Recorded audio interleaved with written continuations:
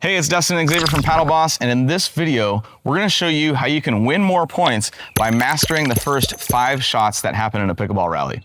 Studies and match analysis consistently show that 3-5 pickleball points are decided within the first 5 shots of a rally. Think about that. You can go through a whole game and only play a few points where there's actually a rally at the kitchen. How many times do you see a missed serve or return, a third shot driven into the net or popped up? So in this video, we're going to spend some time on each of the first 5 shots that actually get you to the kitchen line. Improve these 5 shots and statistics show that you'll automatically win more points. And if you stick with me until the end, I'm going to show you how you can win a brand new PaddleBoss paddle. So stay tuned.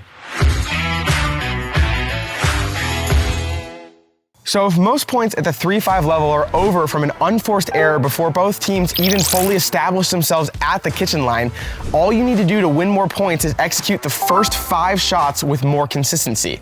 This also means the majority of games are not being decided by flashy hands battles, ATPs, Ernies, or highlight reel winners. They're being decided by the fundamentals: the serve, the return, the third shot, fourth shot, and the transition shot that follows. But most 3-5 players don't train that way.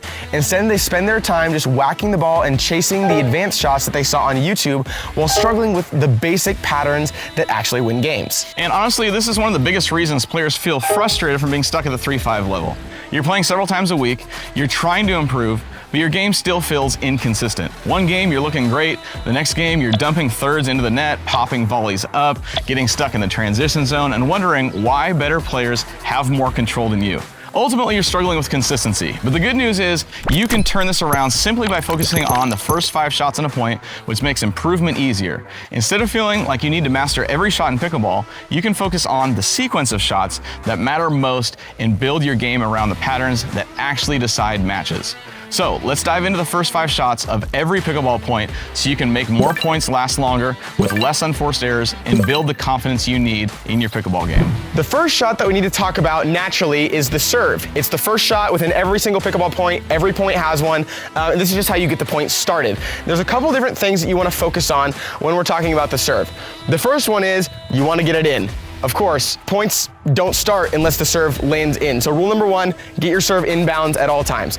Rule number 2, once you're really good at that, is going to be getting the serve deep. And the reason you want to get the serve deep is for 2 different reasons. The first one being, when I serve the ball deep, it pushes my opponent back, thereby they have to travel a longer distance to get to the kitchen line, meaning that likely by the time I'm hitting my next shot, they're not going to be all the way into the kitchen line yet, and that gives me kind of a larger kitchen to work on my third shot and hit a nice drop shot. And we'll talk about that later on in the video, but that's the first reason that you would want to hit the ball deep, is it keeps them back for longer and gives you more time to then hit your third ball before they make it to the kitchen line. And the second reason you'd want to hit the ball deep is for a similar reason. When you hit the ball deep, it often causes players to be kind of on their back foot. They fall backwards like this, and it serves up a weak return. Once again, making that third shot a lot easier because they're not going to be all the way in yet, and they've given you kind of a weak return where you have pretty much the entire control over what to do with this next ball. And so then you can really hit a more aggressive drop shot, which is going to set you up better later on in the point. So when we're talking about serves and hitting serves, there's a couple key things that we want to focus on. So the first one is just getting in a good stance. And so a good stance is going to be a closed stance like this. A lot of people, they like to stand open like this, and that works if you want it to, but I found that it's a lot easier to get the serve in and deep when you turn sideways like this. And the reason for that is you use your front hip as kind of your aim and your direction for where the ball is going. Wherever I'm aiming my front hip, that's where the ball is naturally going to want to go. So point your front hip in the direction that you want to go to, and then think about when you hit this, especially if you're going for depth, margin over the net. Hit it high over the net so that way it travels a longer distance and lands in that back 3 feet of the court. So the way to accomplish that is when you hit with an open paddle face. You don't want to hit with a closed paddle face like this because then it's going to give you just kind of a lower line drive one. That's not what we're going for. We're going for depth. So hit with an open paddle face, give it a lot of margin over the net, and land it in the back 3 feet. Now I'm going to pass it over to my dad. We're going to talk about returns. All right, let's talk about the return of serve. So the return of serve, the principles of them are very similar to the serve itself, which is get it in and get it deep. The reason that we do this is because we're going to be the first ones, the ones that are returning, to get to the non-volley zone. So we want to make sure the return is deep and that it buys us enough time so we can successfully get to the non-volley zone before they hit their third shot at our feet and we're hitting up on the ball. So we want to establish ourselves at the kitchen line before the opponent has the opportunity to hit their third shot. That's what makes this a little bit different. When Xavier and I were playing maybe 10 years ago, he was a lot younger. To teach this principle, we had a little rule amongst ourselves: if we hit the serve or the return into the net or out of bounds, we had to do 5 push-ups because there's really no excuse for missing your serve. 5 push-ups. Rule number 1, it's gotta be in. You have to get it in, otherwise the point is over. So, I'm gonna have Xavier hit a few balls to me, and I'm gonna demonstrate why this is a little bit different than the serve. The principles are the same, but it's a little more complex because you have to move your feet. With the serve, all you're doing is you're standing in a steady position, dropping the ball, and hitting it. So it's much easier than a return. The return, you have to move your body so that you can get in the same spot, so that point of contact is still out in front with an open paddle face, but it really depends on where the serve lands for you to be able to hit that. Something that's really important to notice is that you want to have your feet set and your body in the right spot to be able to hit. You don't want to be hitting on the run. That takes away your consistency. So make sure your feet are set, hit the ball with an open paddle face so that it goes deep in the last 3 feet of the court. After you make contact, now we're making our transition to the non-volley zone. We're gonna try and get there as quickly as possible. So Xavier, go ahead and hit me a couple balls. I'll show you what this looks like. Gotta come up for this one. And now I'm established at the non-volley zone. One more. All right. And I'm established at the non-volley zone. And now Xavier will talk about the third shot. The next shot in the sequence of shots that we're talking about today is going to be the third shot, and what you're gonna do after I have served, my opponent has returned, now it's the third shot. What am I gonna do with this? And there's a couple different things that you could do. The wrong thing to do, and the really inconsistent thing to do, but a lot of 3-5 players like to do it, is hit a drive off of this shot, meaning just step up to the ball, hit it as hard as you can, and kind of hope for the best. There's a couple reasons why we don't like that. First of all, it's not very structured. There's not a lot of strategy behind that. You're kind of just hoping that you're gonna win it on this shot right here. That's not how we play advanced pickleball. It doesn't really work out that well. But the second reason for that is it's not very well thought through because it's a very inconsistent shot. You're playing with a lot of different variables, whether you're, how high you're hitting it over the net. Maybe you hit it too high over the net and it's right in their strike zone. So you're playing with either missing it in the net or hitting it into your opponent's strike zone. Neither of those things are things that you want to mess with. And we'll talk about fourth shots next and how to handle a third shot drive from your opponent, but you don't want to give your opponent a ball up at their shoulders, and obviously you don't want to miss in the net. So third shot drive is the wrong answer for the third shot at the 3-5 level because it's inconsistent. You're gonna miss a lot of them and you're just gonna be giving up free points a lot. So instead of that, our goal with the third shot is to approach the kitchen line, move through the transition zone, and the best way to do that, to get to the kitchen line from the baseline, is by hitting a drop shot. A drop shot is a shot that I hit from the baseline, I hit it into my opposing team's kitchen, and that allows me to transition through the transition zone safely. And the reason for that is because the ball is landing in the kitchen and a pickleball doesn't bounce very high, my opponent has to hit up on that ball in order for it to go over the net. And when my opponent has to hit up on the ball, they don't have any offensive opportunity. The only way that they can be aggressive and offensive against me is if they have a downward angle to hit on the ball, because it allows them to target my feet. If they have to hit up on the ball, it's really hard for them to target my feet, and it makes it a lot easier for me to transition through and up to the kitchen line safely. So now Dad and I are gonna demonstrate kind of what a good third shot looks like. So he's gonna hit me one here, and I'll show you what you should do after that. So he hits one, I hit a nice third shot like that. I noticed because I hit the ball into the kitchen like that, Dad couldn't reach out into the kitchen, take it out of the air, and do anything offensive with that ball. He had to retreat off the kitchen line and just hit it soft back at me, making my fifth shot, which we'll talk about in a little bit, a lot easier. With that said, I'm gonna send it over to Dad, and he's gonna talk about the fourth shot, which is the shot after I hit my third. Next, let's talk about the fourth shot. The fourth shot's a really important shot, but not one that gets a lot of attention and is definitely overlooked. You never watch a pickleball match and hear the announcer say, "Wow, Annalie hit an amazing fourth shot right there." The reason for that is because it's usually not a shot where you hit a winner, but it's a shot that sets up the rest of the point. So up until this point, your opponents have hit the serve, you've hit the return, and because of the double bounce rule, you and your partner are now crashing to the non-volley zone, and we're the first ones to the non-volley zone in an offensive position. And because of the non-volley zone, your opponents are back at the baseline. They have to let the ball bounce, and they're either gonna hit a drive on their third shot or a drop shot on their third shot.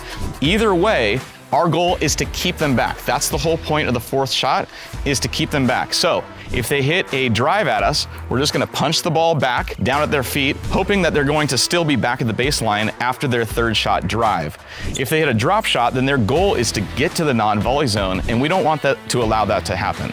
We want to be able to maybe let the ball bounce or take that drop shot out of the air. But if we let it bounce, our goal is still to hit it back down at their feet. Maybe they've taken 3 steps in to try and approach the non-volley zone as we're hitting our fourth shot. But we don't want to just hit a dink, because a dink invites them to the kitchen, and now we're in a neutral position. We want to hit a shot that's going to land at their feet no matter where they're at. If they've taken 1 step in, if they've taken 3 steps in, if they've taken 5 steps in, no matter where they're at, we want to keep them back as far as possible so that we maintain this offensive position at the non-volley zone. And that's the whole point of the fourth shot. Okay, Xavier's gonna hit a few different third shots. The first one's gonna be a drive, the next one will be a drop shot, and I'll show you what it looks like just to punch the ball back down at his feet no matter where he's at in his approach to the non-volley zone. So it's gonna look like this on the drive. So notice I punched it back down at his feet, and then he was forced to hit a drop shot and he hit the ball into the net. So keeping him back forces that fifth shot to be a difficult shot sometimes, and so that's what we do with the drive.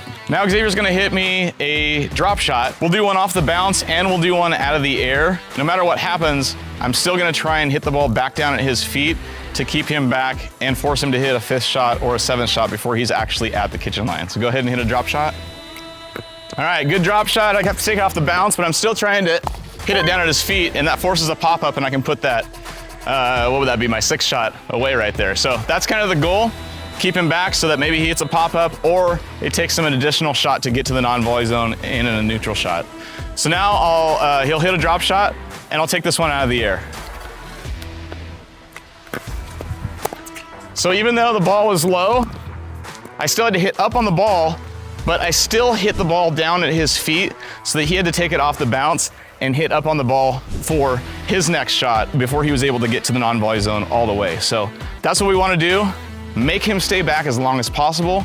And sometimes we'll hit the winner before he actually gets to the non-volley zone, or we extend the time it takes for him to get to the non-volley zone. Next up is the 5th shot, and the 5th shot is gonna be the shot that you hit likely in the transition zone as you're transitioning from the baseline to the kitchen line. So at this point in the point, you've hit your 3rd shot drop, you're starting to move in this way, he's gonna hit the 4th like he just talked about, and likely when I'm hitting this shot, I'm gonna end up right around this area right here, in between the kitchen line and the baseline. So my goal with this shot, there's 2 goals depending on what kind of ball I get back from my opponent. So if they hit the ball down at my feet like they're trying to do with their 4th shot, I'm just gonna get down and ready like this, get my paddle out in front of me, and try and hit another drop shot, another soft shot that lands in the kitchen with enough time to allow me to then move forward even more, all the way to the kitchen line after that drop shot. So the 5th shot is basically another drop shot to get me into the kitchen line, because likely off of your 3rd shot, you're not gonna be able to make it all the way in. Usually it's a series of drop shots that you have to hit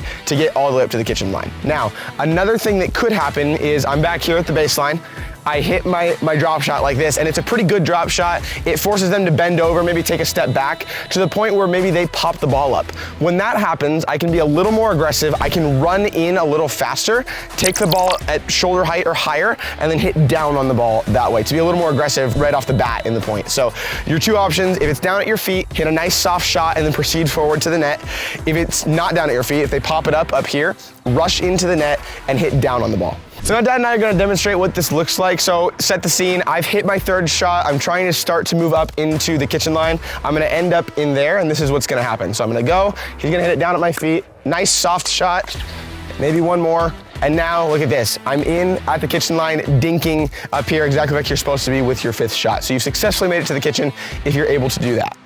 Now, the other thing that could happen is I hit a really nice 3rd, I'm starting to move forward, and he ends up popping up the ball, to which case I just want to rush forward and hit the ball high and hit down on the ball that way. So I hit a nice 3rd, I'm coming up, he pops it, and then I go in for the kill like that because I know that ball is gonna end up around shoulder height. So you don't wanna rush in too quickly off of those. If you can see that he's gonna hit a good shot, rushing in, he's probably just gonna hit it right by you and you're kind of screwed at that point. So if you see that he's gonna be able to hit a good shot down at your feet, make sure to, as you're coming up through the transition zone here, make sure that you stop, plant your feet, hit a shot, and then proceed forward. You never want to run through when you're trying to hit a soft shot. Now, if he does pop up the ball, make sure that you get up there in time so you can take advantage of it and take advantage of the downward angle and hit down on the ball. But that's the 5th shot.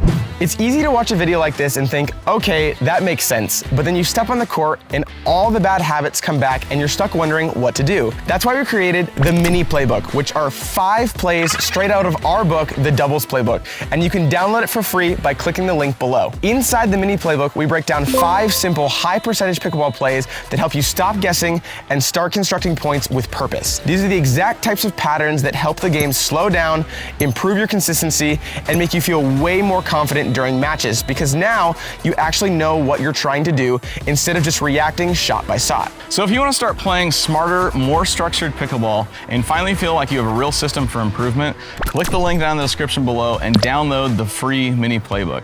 And when you download the mini playbook, you'll automatically be entered into a drawing to win our signature paddle, the Spin Boss Pro, for free. And if you want to continue learning the biggest mindset and strategy shifts that help players finally break out of the 3-5 jail, watch this video right here on the 7 things I wish I knew as a 3-5 player. That video will save you years of frustration and help you improve much faster. And you can download it for free by clicking the link below. Sorry, you keep looking at me and I think You look at me! The 5 push-ups gag. Ready? Oh. What the heck? 5 push-ups. 1, 2, 3, 4, 5.